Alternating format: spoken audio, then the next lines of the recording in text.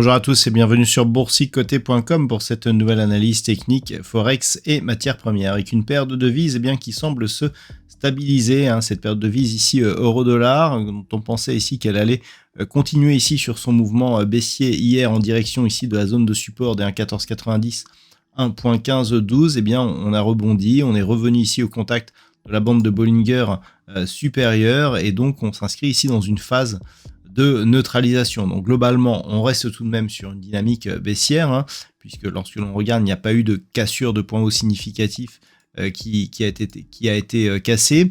Et je dirais même que pour repartir ici sur une dynamique haussière, il faudrait donc casser ici cette zone des 1,1610, mais surtout ici cette zone de point haut que nous avons ici sur des niveaux proches des 1,1640. Donc tant que l'on est en dessous, on reste ici dans un mouvement qui peut se neutraliser d'un point de vue très court terme, mais avec une tendance qui globalement reste baissière. Une cassure ici de cette zone de point bas proche des 1.1520 validerait donc la poursuite de la dynamique en direction de cette zone de support qui reste encore l'objectif sur la configuration actuelle.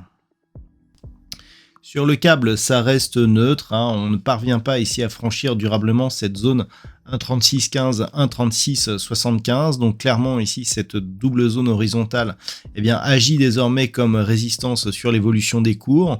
Une cassure ici haussière de cette zone des 1,3675 validerait donc un retour des cours au-delà de cette zone et mettrait à mal ici la dynamique baissière qui existe toujours sur cette paire de devises. Donc tant que nous sommes dans une zone de résistance ici et que cette zone n'est pas cassée à la hausse, on reste dans une dynamique baissière sur cette paire de devises, livre sterling contre dollar américain.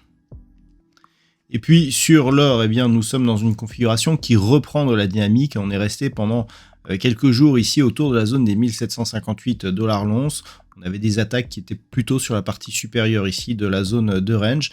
Aujourd'hui, on a cassé donc cette zone, on a repris de la dynamique, on a repris appui ici sur la zone des 1758 $ l'once. On est venu au contact ici de cette zone des 1781,50 et on a franchi cette zone. Donc globalement, on reste ici dans une dynamique plutôt baissière du point de vue de la tendance moyen terme, mais c'est une première impulsion qui nous donne comme objectif un retour possible ici sur la zone des 1831,50 $ l'once. Et en cas de franchissement ici de cette zone, il y aurait un signal qui deviendrait haussier pour la tendance moyen terme. Donc c'est à surveiller.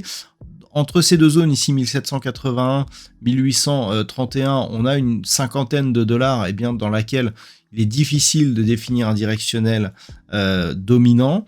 Ce n'est qu'au-delà de cette zone des 1831,50 que le signal serait beaucoup plus important. Ça redevient haussier d'un point de vue court terme, mais on attend un peu plus de hausse pour que ceci se confirme sur une vue un peu plus moyen terme. Et puis enfin, sur le WTI, malgré la phase de consolidation que nous connaissons actuellement, on est revenu ici sur une ancienne zone de résistance à 79 $ le baril. C'est une zone de résistance intermédiaire et on voit ici que cette zone de résistance agit désormais comme support malgré un contact, enfin quasi contact ici sur la bande de Bollinger inférieure. Alors on repasse dans une dynamique haussière au sens des histogrammes du MACD, on a un contexte toujours légèrement baissier du point de vue du RSI.